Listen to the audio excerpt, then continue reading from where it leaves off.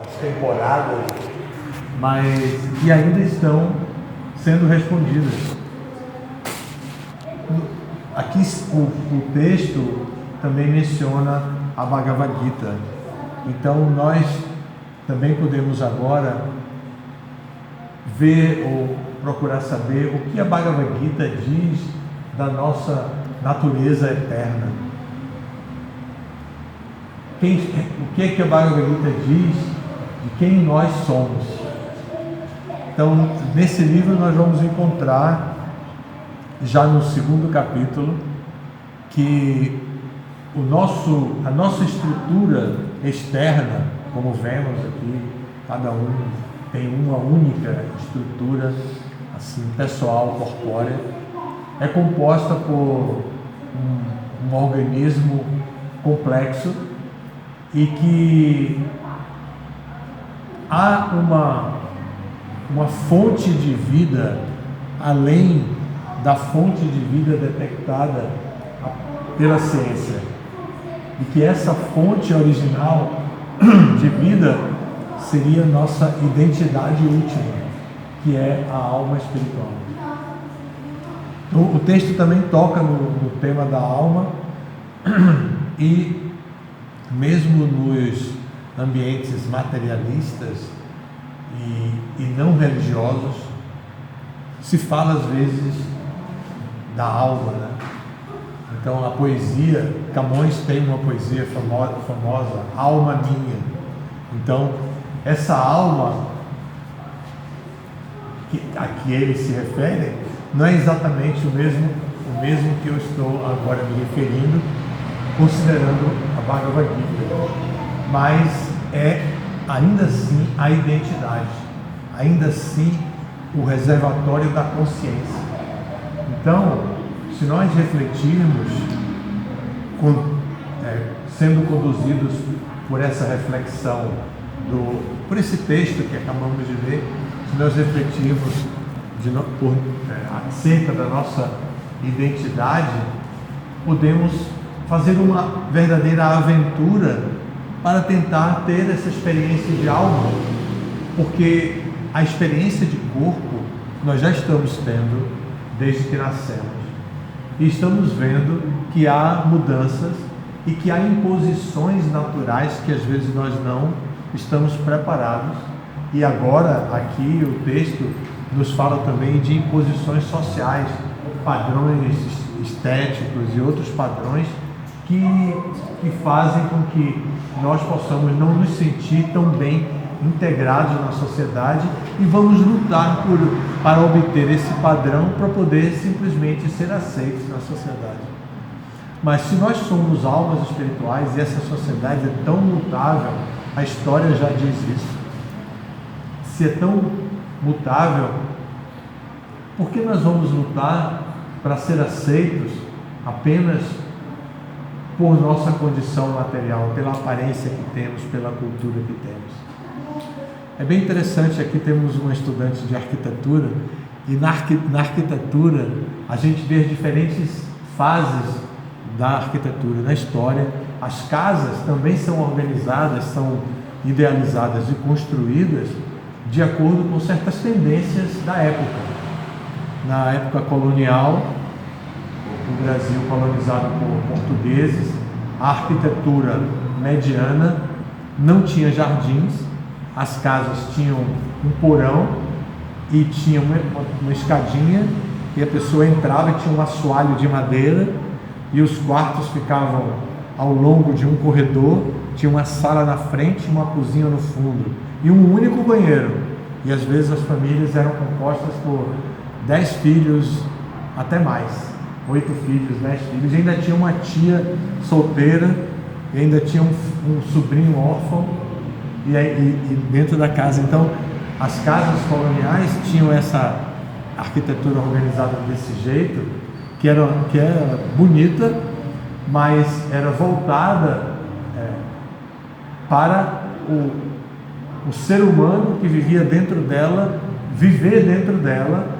Tinha uma sala grande, com uma mesa grande, onde todo mundo podia comer junto. A cozinha também era enorme, porque todos os alimentos eram elaborados na cozinha, não eram alimentos pré-cozidos nem nada. Um cuscuz, que na nossa cultura nordestina é tão comum e vem já prontinho, a gente simplesmente põe no cuscuzeiro e vem o vapor d'água e cozinha, era dificílimo de fazer antigamente. Tinha que pegar o milho, pilar o milho e depois peneirar para tirar a polpa do milho, rejeitando muito do resto do milho, para depois então secar um pouco, para depois umedecer quando já fosse com o calor, né, dentro da cuscuzeira. Então imagine, hoje a gente vai ali e compra, não vou falar a marca porque eu não estou ganhando nada da marca, mas não é? A gente compra ali aquela marca, ele deve saber porque ele é o comprador de lá do nosso instituto, deve saber várias marcas, mas a gente põe aquilo ali, mistura com um pouquinho de sal, põe um pouco de água, tem que ficar, a farofinha tem que ficar no ponto certo para poder dar a liga legal e pronto, daqui a pouco ele está cozido rapidinho. O outro demorava bastante, tinha que ferver bastante a água por algum tempo, porque o milho vinha cru.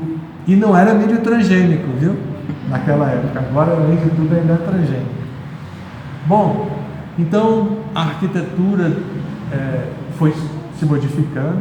Depois se inventou prédios com muitos apartamentos e com pequenos jardinzinhos. Depois as plantinhas ficam assim. É um jardim montado e desmontável quando a pessoa quer. Como decoração, como ali está sendo formado um jardinzinho. E por aí, no campo da arquitetura, da história, da medicina, da moda, nós nos encontramos com tendências que vêm de geração após geração, de tempos em tempos, etc. E o que a gente percebe é o de sempre. O envelhecimento do corpo. Em um dado momento, o corpo perde a capacidade de desfrutar dos sentidos e a alma continua ansiando por prazer, continua em ansiedade pela felicidade. Então essa alma espiritual, sendo a nossa verdadeira identidade, no Bhagavad Gita é dita como eterna e o corpo como temporário. Então por que se esforçar tanto pelo que é temporário se a gente vai perder o temporário? E deixar de se esforçar pela realização da alma, se é com ela que a gente vai ficar depois de tudo. É aí que um pensador indiano chamado Chanakya Pandit, bastante questionado por causa de algumas coisas que ele falou, mas ele disse algo interessante. Ele disse que quem deixa o eterno pelo temporário perde os dois. Perde o eterno porque ele deixou voluntariamente, e perde o temporário porque é temporário e um dia vai desaparecer do controle dele. Então que a pessoa deve se dedicar ao eterno e trabalhar com o temporário. Yoga, saúde, alimentação saudável e autoestima, tudo isso está relacionado com a nossa experiência de usar o temporário a favor do eterno. Aí é a combinação perfeita. Nesse caso, a gente tem auxílio de muitos recursos para poder viver essa experiência do eterno, ainda que localizado dentro do temporário. E Krishna, no Bhagavad Gita, que é o principal personagem do Bhagavad Gita, Krishna diz no Bhagavad Gita que tudo que a pessoa fizer deve fazer em oferenda a Ele. Tudo que ele comer deve fazer oferecendo a Ele. Tudo que ele presentear para alguém deve também fazer como uma oferenda a Ele. Ou seja, a pessoa deve equilibrar a sua natural tendência de agir dentro desse mundo, divinizando a sua experiência, oferecendo tudo a Deus e fazendo como um sacrifício a Deus, transformar o que é natural, o que é cotidiano em sagrado. Essa é a ideia. Falou, tudo bem? Essa é a ideia do equilíbrio entre o temporário e o eterno, que é o tema do texto. O texto começa discutindo as modas, os diferentes padrões de cobrança da sociedade, mas depois aponta para um texto filosófico que nos leva a buscar respostas para as célebres perguntas da filosofia, como quem somos nós, o que estamos fazendo aqui, para onde vamos depois que tudo isso se acabar, para onde foram aqueles que já partiram. Então, esse texto nos leva a esse tipo de respostas para essas reflexões, ou a de novos questionamentos para chegarmos a respostas que estejam adaptadas ao nosso condicionamento.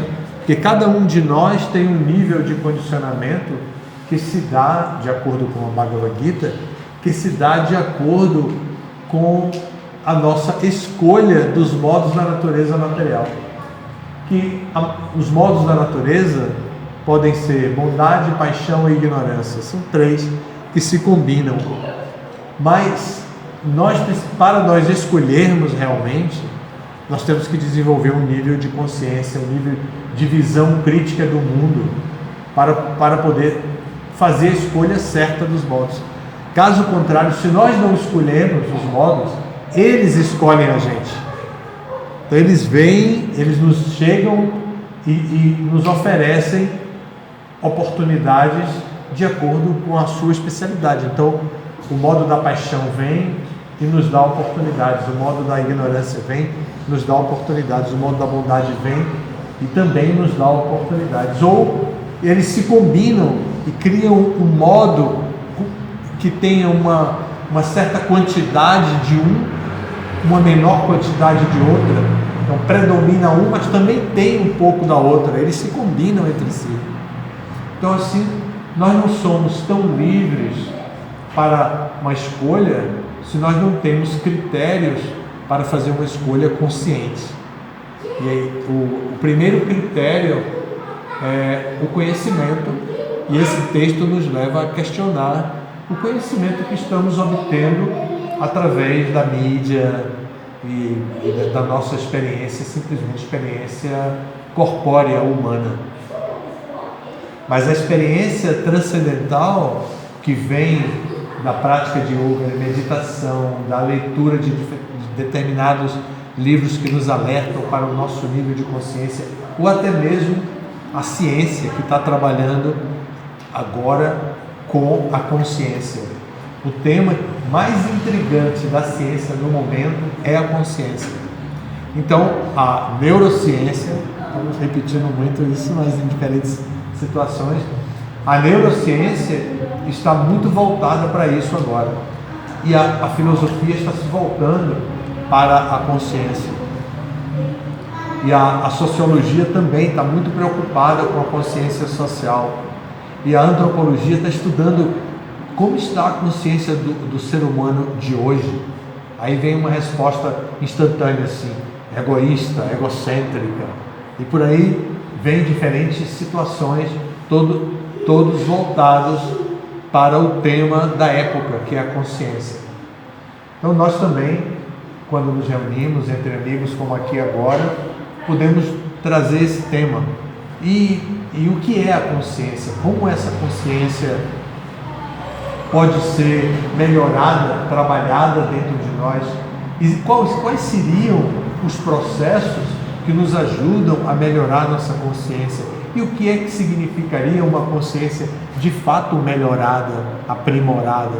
Em que nível, em que critério nós nos baseamos para dizer que uma consciência é mais elevada ou menos elevada? Então essas reflexões são da nossa época. O texto nos leva a a esse tipo de pensamento. E eu falei um pouco sobre isso, mencionei o mesmo livro que o texto fala, que é a Bhagavad Gita. Também disse quem é o personagem principal do livro, que é Krishna.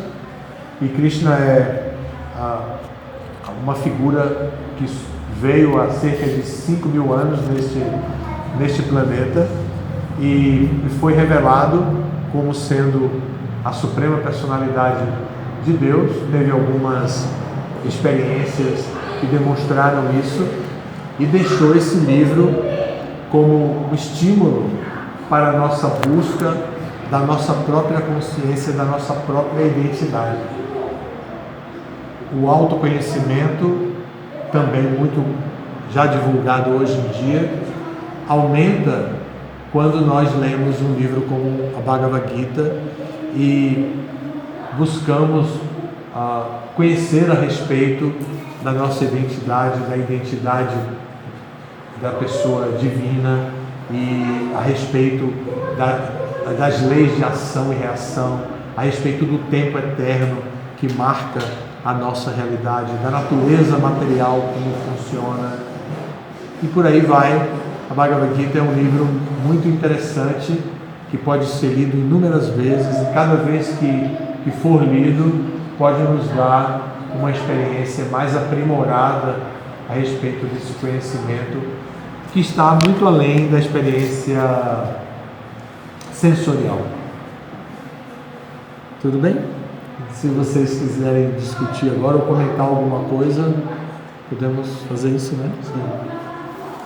Às vezes alguém tem alguma pergunta também que quer fazer, que às vezes traz de casa, assim, ou acaba pensando durante a semana, que também não é exatamente sobre o tema do texto. Mas se vocês quiserem perguntar alguma coisa do texto, alguma pergunta pessoal, também fica à vontade. Yeah.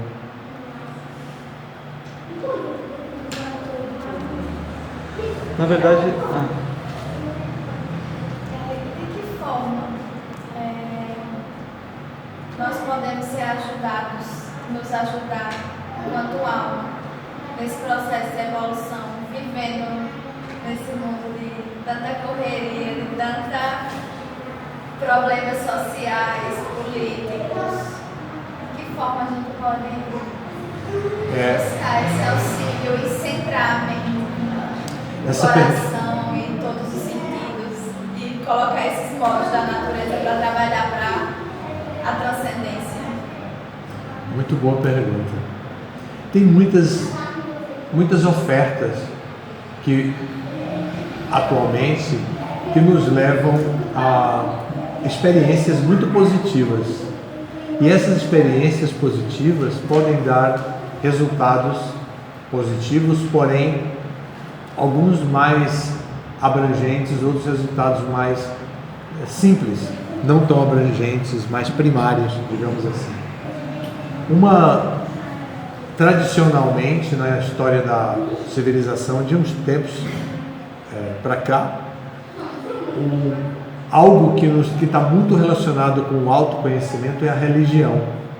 Porém, na atualidade, com a crise da instituição, nós tendemos a ver a religião como institucionalizada e tememos a institucionalização dela, porque sabemos que às vezes a institucionalização de uma religião nos impede de obter o sagrado que é a proposta original da religião. Coloca muitas camadas para que você consiga alcançar o cerne da situação. Para alcançar esse cerne, a gente tem que trabalhar com tantas coisas que muitas vezes nos desviam do cerne e nos deixa tão materialistas quanto qualquer materialista, ainda que estejamos trabalhando dentro de um processo aparentemente espiritual. Então a religião hoje recebe o auxílio de muitas outras fontes de espiritualidade que não são diretamente, que não vêm diretamente da religião institucionalizada. Foi assim que o Ocidente se voltou para o Oriente em busca da espiritualidade oriental, que é vivida num plano mais metafísico do que num plano institucionalizado. Então, a religião ocidental, a religião ou a espiritualidade das tradições orientais estimulam o indivíduo a conhecer o potencial das suas energias. As energias físicas nós conhecemos muitas, mas as nossas energias mais sutis não são tão conhecidas. Mas as tradições orientais nos levam a pensar nessas energias sutis e nos informam: nós temos prana. Sim, esse prana é uma energia sutil que circula por todo o corpo e que se acumula em diferentes centros de poder, centros de reserva de energia, e que existem canais que circulam entre esses centros energéticos, difundindo essa energia. Então, informações como essa, por exemplo, nos levam a uma curiosidade com a religião que nos aproxima da espiritualidade da religião. E se nos traz maturidade, nós não precisamos ir contra a institucionalização, mas só compreender que a institucionalização é o processo que a religião encontrou para resistir ao materialismo grosseiro como ela é. Então, para resistir à guerra materialista, a religião se institucionalizou como a família. Hoje, a família está modificando toda a sua estrutura por causa da crise institucional, porque a família também é uma instituição. Então, a crise das instituições, não atinge somente as instituições religiosas, mas as instituições públicas, de modo geral, as instituições da sociedade, que inclui também a instituição família. Então, é um momento de descrença muito grande por causa até mesmo do egocentrismo, né? Da nossa grande necessidade, das nossas aflições vividas dentro desse mundo. Então, há muitas ofertas. Nós também, do nosso movimento, e hoje eu estou aqui caracterizado, representando bem o movimento, né? Nós também temos uma proposta dessas, que chega assim como uma revolução diante de toda essa situação caótica, né? E que é simplesmente se absorva em ouvir e cantar o mantra, que é a potência energética máxima que pode, neste mundo, destravar a sua alma espiritual dentro de todo esse contexto material que ela está inserida. Então, cante esse mantra, preste atenção a ele, estude esse mantra, escute esse mantra e cante, faça a sua língua vibrar. A princípio, simplesmente cante, depois preste muita atenção, depois comece a meditar nisso. Então, assim, aprimore a sua relação com o mantra. Então, nós, Hare Krishna, enquanto religião institucionalizada, digamos assim, nós também temos um mote para tirar a pessoa da sua zona de conforto e fazê-la trabalhar para seu próprio benefício de iluminação espiritual. E tem muitas outras coisas. A alimentação é muito importante, a quantidade de água que uma pessoa bebe e a qualidade da água é muito importante. A qualidade da associação, da amizade com outras pessoas também é muito importante. E por aí vai, para a gente se prevenir dos males da sociedade de hoje, que eles chegam sem pedir licença, eles se sentem, os males da sociedade de hoje se sentem genuinamente autorizados pela sociedade para atuar. A gente vê como o ruído abusivo, como a poluição do ar, a poluição da água, a poluição sonora, A gente vê como isso nos ataca constantemente, sem pedir licença. Nós estamos nessa situação. Então nós precisamos descobrir, como você perguntou, nós precisamos descobrir uma maneira. E as literaturas muito antigas da Índia, que trazem a espiritualidade não institucionalizada, porém naturalmente inserida dentro da sociedade, que é através de sistemas sociais, de organização social, os sistemas de organização social, elas trazem essa espiritualidade de bandeja. Assim, tome,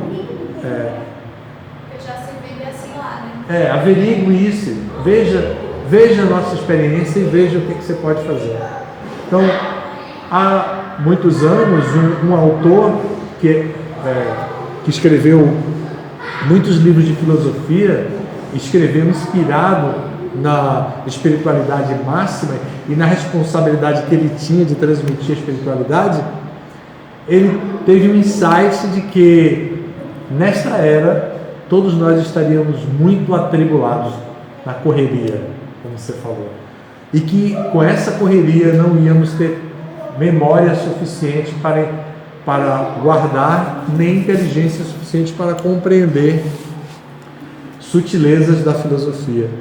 Então, o que ele tinha que apresentar na forma de histórias. Então, ele escreveu o Mahabharata, que é muito conhecido. Escreveu também os Puranas, que são livros que tratam de um determinado tema, mas o tema é todo apresentado através de histórias contadas. E deu certo. Até hoje se estuda o Mahabharata, até hoje se estuda o Bhagavatam. Hoje eu presenteei uma coleção completa do Bhagavatam, que são 18 volumes. Em português são 18? 18 volumes. E eu tinha uma duplicada e eu dei de presente para um casal. Então, e assim, por quê? Porque demonstraram interesse e está esgotada, não tem agora para ser vendido. Então, eu dei uma para eles. E com isso, o que vai acontecer? Eles vão ler e vão comentar com seus amigos, e os amigos vão comentar com outros da importância e por aí vai. Tem mais de 5.000 anos, né? E continua tão atual, né? Não é? Falando Continua. de problemas tão de hoje. Exatamente. De sempre. As histórias são muito interessantes e nelas a gente encontra muita inspiração. Posso fazer a pergunta? Claro. A depressão é a doença do século, né? Como se diz. E aqui no texto se diz que, dá um exemplo, né? Dizendo que quando se cai em depressão é porque você não está emitindo amor o bastante. Interessante, né? Sim. A gente pensava o contrário, eu vi isso. Que era para receber. Que era que a gente não estava recebendo o suficiente. Aí o texto vem e diz que a gente não está dando o suficiente. Eu fiquei intrigado, mas me esqueci. Foi muito bom você falar. Chocante isso, né? Sim. Aí a minha pergunta era o que é então emanar amor bastante? O que seria emanar amor bastante? É uma boa pergunta, eu certamente não tenho uma resposta na ponta da língua, assim, mas olhar o outro, olhar o meio ambiente com senso de responsabilidade e saber que a responsabilidade maior é acolher o outro, porque o homem é um ser social, que acolher o outro e que para que o outro se sinta confortavelmente acolhido, deve haver uma relação comportamental de afeto. Então você acolhe com amor. Então esse acolhimento do outro, a inclusão do outro, o acolhimento do outro com um comportamento amoroso, isso me parece ser exatamente a resposta para a sua pergunta.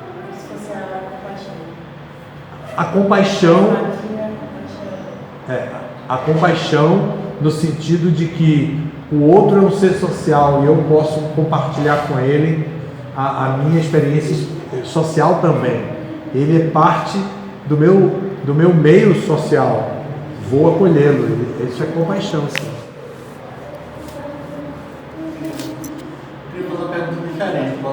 Pode. Uma coisa que eu vi na internet é que no movimento raiz houve casamento homoafetivo por parte de mulheres. Eu queria saber a opinião do Maharaj sobre esse assunto.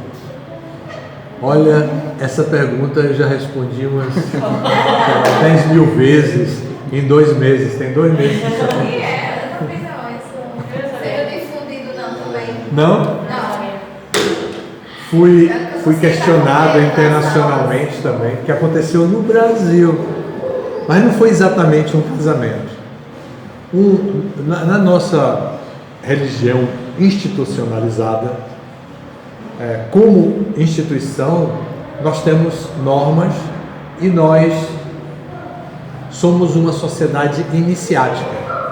Então, as pessoas se aproximam e podem ser iniciadas dentro de uma corrente de guru-discípulo. Então, um discípulo que é iniciado, ele adquire alguns direitos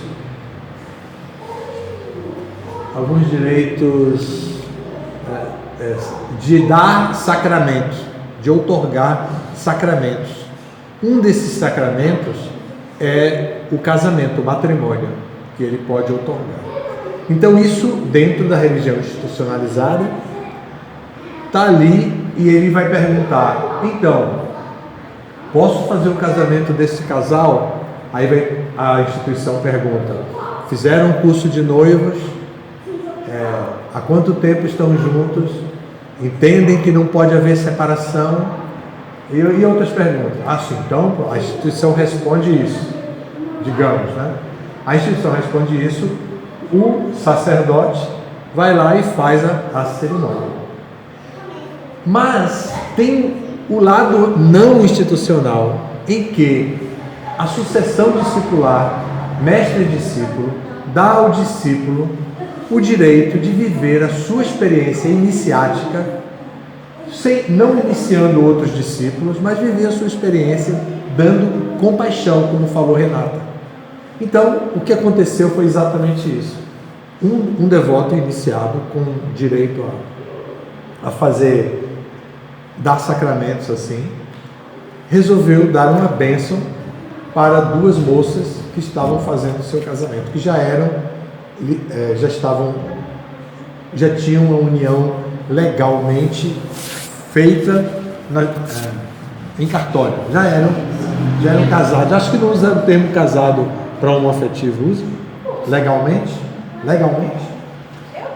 O contrato União afetiva. Já eram casados, legalmente. As meninas já eram casadas. Então ele resolveu dar isso. E ele utilizou da cerimônia tradicional, que está institucionalizada, para fazer isso para essas meninas. Então, quando ele fez isso para as meninas por conta própria, então toda a carga da mídia caiu sobre a instituição. Mas não foi a instituição, foi o indivíduo que fez pelo seu poder, ou pela sua livre determinação. Ele não pediu autorização, nem a instituição autorizou. Aí foi feito, ele deu essas bênçãos e tudo. Por quê? Como a instituição fez? A instituição vê como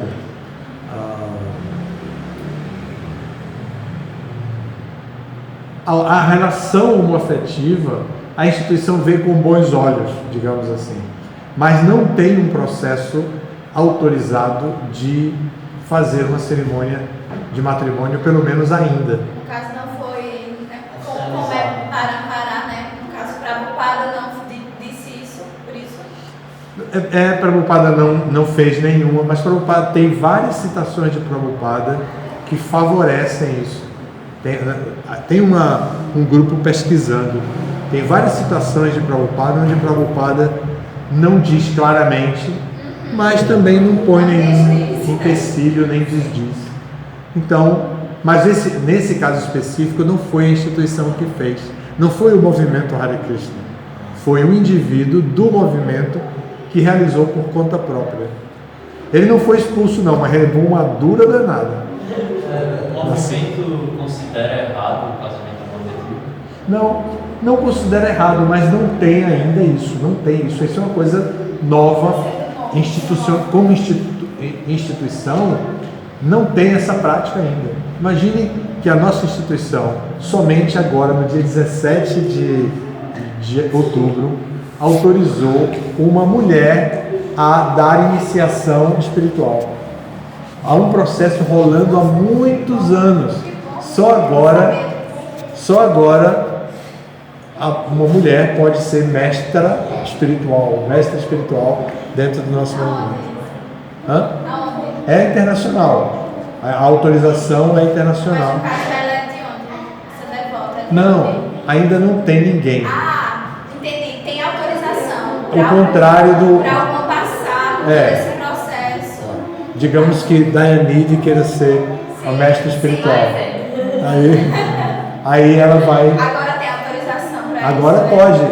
Antigamente, até setembro não podia. Assim, porque é uma...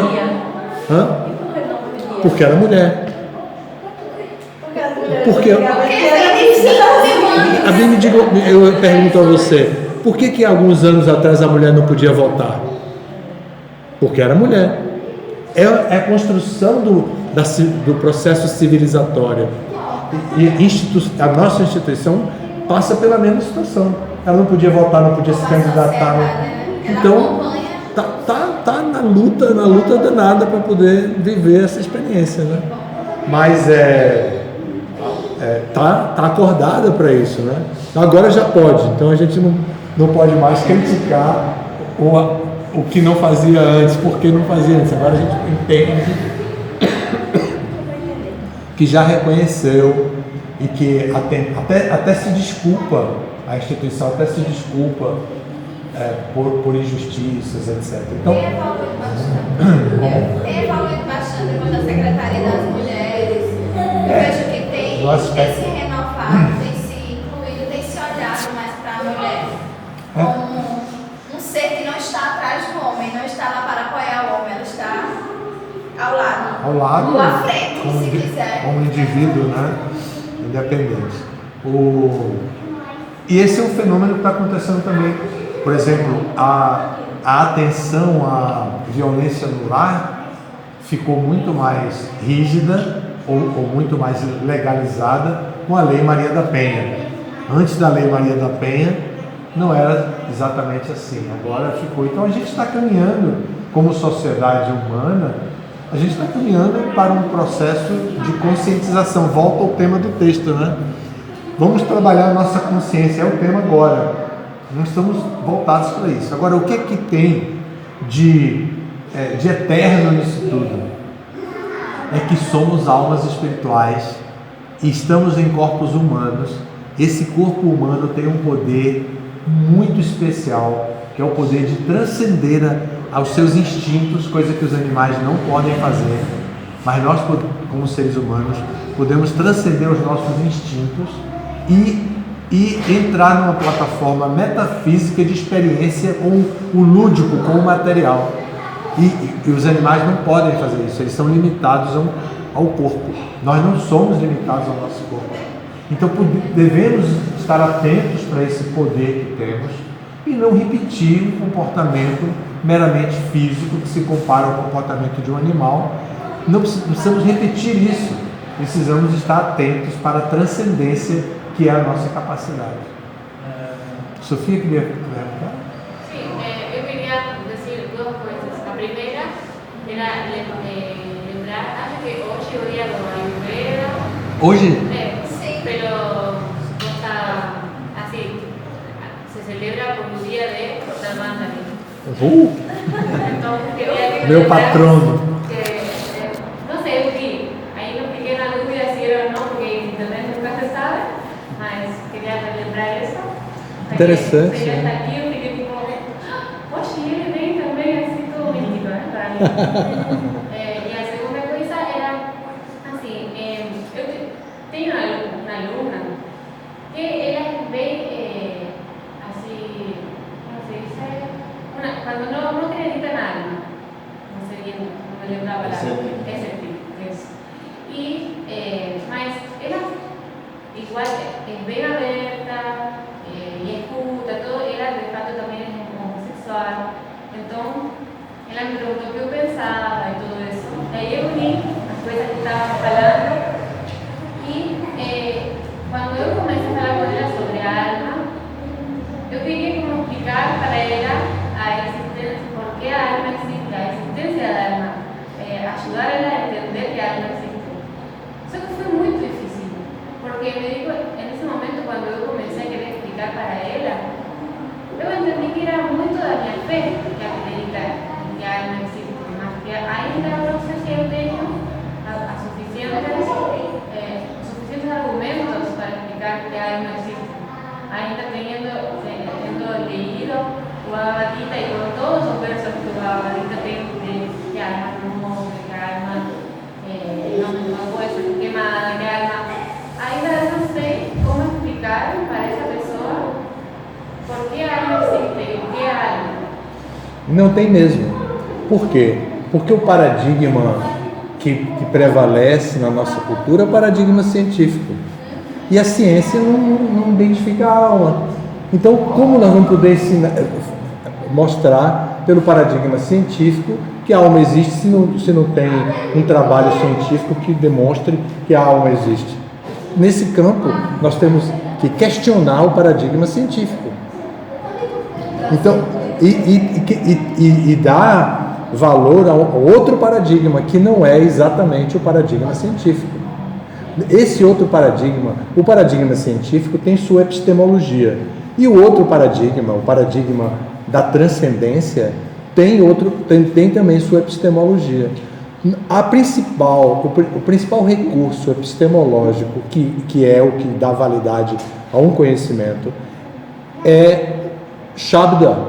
Shabda, em sânscrito, significa som, a revelação. Então, e é a literatura. Então, como nós podemos dizer para as pessoas, está escrito no Shastra, está escrito nos livros de conhecimento, mas isso aí é religião. Aí o paradigma científico não aceita a religião. Então acabou, você está perdida. Não tem solução, não tem jeito. Você vai ter que explicar para ela que a única prova que você pode dar é de acordo com o paradigma não científico. Ela tem que esquecer o que ela entende como ciência para poder ver que além da ciência existe outra coisa. Mas depois da Revolução Industrial e até antes disso, na história da humanidade, a ciência prevaleceu sobre a filosofia e criou seus métodos de demonstração científica que são paradigmas.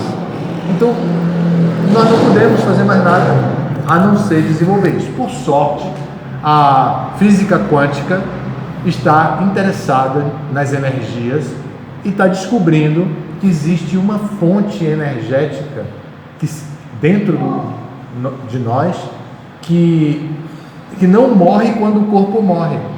E que essa fonte energética é chamada de mônada quântica. E que essa mônada quântica guarda dentro de si, como o nosso DNA guarda toda a nossa bagagem individual da nossa herança genética, essa mônada quântica guarda todas as possibilidades para o indivíduo desenvolver em outra situação a satisfação dos desejos que ele não conseguiu desenvolver quando estava naquele corpo que acabou de morrer. Então o que é que acontece? Se você for ler o Bhagavad Gita capítulo 2, vai ver, mônada quântica é igual à alma. A mônada quântica não morre como a alma não morre. A mônada quântica sai com as possibilidades para criar um novo corpo, como a alma sai carregando karma para outro corpo, transmigração da alma, capítulo 2 do Bhagavad Gita. Seria como um DNA energético. Um DNA energético. Mais ou menos isso. Isso aí é ciência. Isso aí é ciência. Quem não gostar, que brigue com os físicos quânticos. Não vão brigar com a gente dizendo que nós somos religiosos que estão pregando fé. Tem outro ponto, até é lógico que isso é muito mais elaborado, mas tem um ponto científico que você pode comprovar que uma personalidade não muito agradável, ele conseguiu cientificamente comprovar isso da alma, foi Adolf Hitler. Ele leu a Bhagavad Gita, ele estava preocupado com isso também. Ele pegou um ser humano gordo, velho, e pegou um bebê e matou os dois com uma balança de precisão, e saiu uma partícula de 600 e poucas gramas dos dois. Ali ele conseguiu comprovar que quando o corpo, a pessoa perde a vida, sai a mesma quantidade de gramas de um bebê e de um ser humano velho, grande, já adulto. Então ele conseguiu comprovar ali, cientificamente, por amostra, né, que é uma das formas científicas, que a alma existe. Foi a forma que ele encontrou, não muito comum, não muito dentro de toda a densidade que ele encontrou, né? Mas ele conseguiu, para ele mesmo, comprovar e apresentou. Lógico que ele não escreveu na revista da ciência aí, que no momento eu nem sei qual é a nova revista científica, que tem que escrever um artigo lá para comprovar cientificamente. Ele não quis escrever o artigo dele, mas foi comprovado cientificamente o escrevimento dele, né? Eu vi la respuesta para él, como él era homosexual, que era que de facto un homosexual algunas veces siente, percibe eso de que se enamora de otra alma, que no se enamora de otro cuerpo, no se apaixona. Entonces vale para él así la respuesta. Cuando você ve a otra mujer, você ve que, ve un cuerpo, ve que, porque era como, ya teníamos argumentos que no ocurría eso. Aí ele como que entendeu mais quando eu fiquei mais a sua realidade nesse aspecto. Bem legal isso. Mas senti igual pobre, sabe? É isso, é porque a gente está discutindo paradigmas diferentes. A gente tem que encontrar algo que seja mais esclarecedor. E a primeira coisa é dizer, você está acreditando que só o paradigma científico salva. Isso é religião. A sua religião se chama ciência. Eu não queria discutir religião com você, porque a sua religião é ciência. Eu queria discutir a ciência com a possibilidade de mudança, porque na história da ciência houve muitas mudanças. O que no passado, vou dar uma odontologia que eu descobri há pouco tempo. Eu sou dentista, parei de trabalhar há algum tempo e fui fazer um canal de um dente. E a dentista sabia que eu era dentista, da mesma faixa etária minha, e aí eu contei para ela toda a minha história. Ela ficou muito assim identificada comigo, começou a falar da odontologia com muito ânimo e viu que eu tinha alguma compreensão do que ela estava falando. De repente ela me disse: provavelmente você não sabe que esse seu dente tem 4 canais. Eu disse: às vezes um dente molar tem 4 canais. Aí ela falou: não, este dente agora foi descoberto que todo dente desse tem 4 canais. Eu disse: não, no meu tempo tinha 3. Ela disse: pois é, de lá para cá se descobriu um 4º canal. Então olha como é a ciência. Eu quase rasguei meu diploma porque, poxa vida, eu estudei que tinha 3 canais e agora tem 4 canais. E aí, essa é uma bobagem, mas a ciência, a gente pode falar da história da ciência toda, né? Nos anos 80, se uma pessoa tinha AIDS, era uma coisa terrível, ela era discriminada instantaneamente. A ciência desenvolveu o tratamento, hoje a pessoa controla e não é mais discriminada nem nada, né? Então, a gente está evoluindo na ciência, mas a evolução significa negação de partes do paradigma anterior. Então, dizer que o paradigma científico é perfeito e discutir, querer derrotar o outro pelo paradigma científico, eu estou falando, mas eu sou baseado em outros critérios, não são esses critérios. Critério das escrituras reveladas, que são reveladas e tem tradição e tal, e ele vai falando. Não aceito a ciência, né? Vamos ver. Para receber também, né? Às vezes você pode provar, mostrar várias coisas, se esforçar e a pessoa não quer saber. Realmente se fechou para o conhecimento, né? Só para fechar, essa é diferente, mas pode responder algo. Por exemplo, antes da... Ou seja, o senhor faz respostas muito longas. Não, eu já perguntei uma vez.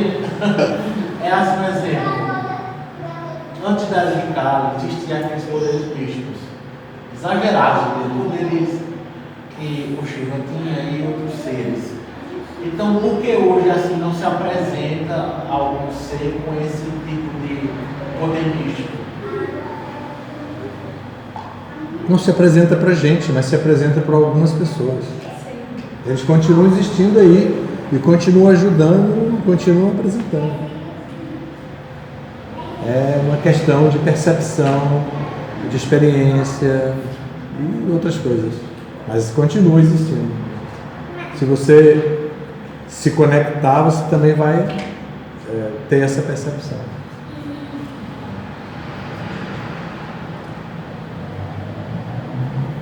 Respondi rapidinho, né?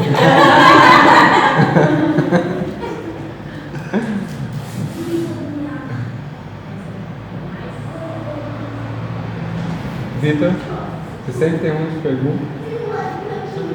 Você estudou, né? Não, pensei em uma. Tem alguma implicação kármica, voltando para o caso do casamento homossexual? Teria alguma implicação kármica negativamente para esse tipo de casamento? Tanto para quem realizou, para quem está se casando? Para quem está se casando é um benefício imenso, porque a relação entre duas pessoas baseada em afeto, confiança e fidelidade ajuda a pessoa a não se degradar em sua consciência através da promiscuidade. É o que se chama, hoje em dia, com outras palavras, de união estável. Então, a pessoa tem uma união estável com outra, ela se preserva com a outra de muitos problemas que ela não teria se ela estivesse solteira na pista. Essa expressão existe? Moderna, né? Aprendi outro dia. Eu tentei jogar, mas ver se colava. Moderna 2020. Pois é. Isso aí. Então a pessoa, quando está assim, exposta, ela pode se degradar. E quando ela está casada, ela se preserva. Então ela pode, junto com o parceiro ou a parceira, ela pode desenvolver uma vida mais progressista em todos os valores, inclusive no valor espiritual. Porque, se eu não me engano, teve umas conversas que a gente tem bastante conversa aqui, que a gente precisa aprender a amar a Deus primeiro amando as pessoas e tudo que Deus criou, por assim dizer.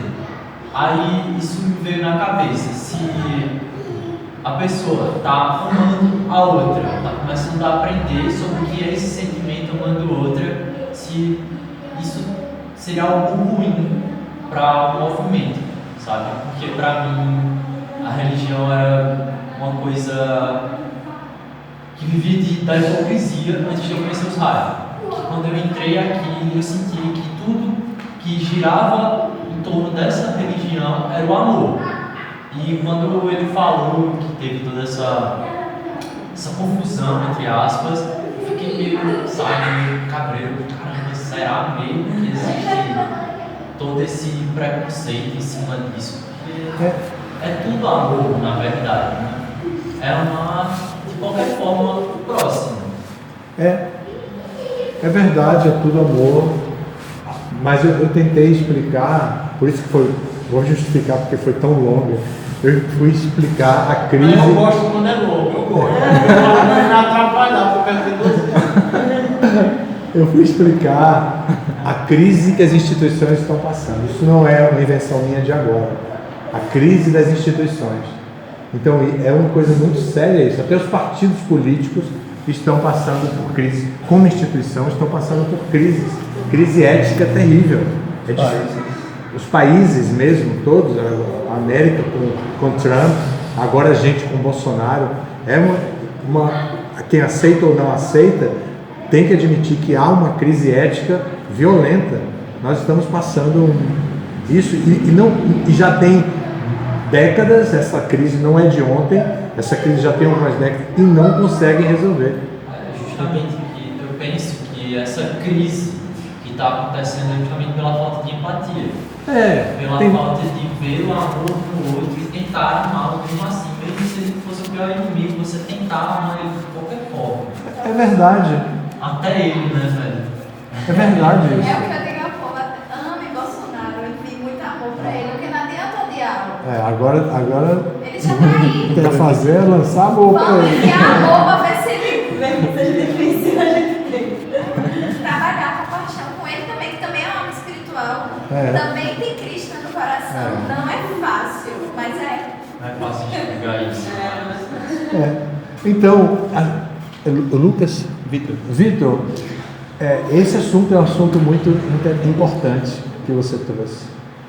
E nosso movimento, como instituição, tem dificuldades semelhantes a todas as instituições, instituição família e tudo. Isso é uma coisa que você está começando a estudar o movimento agora, considere isso desde agora.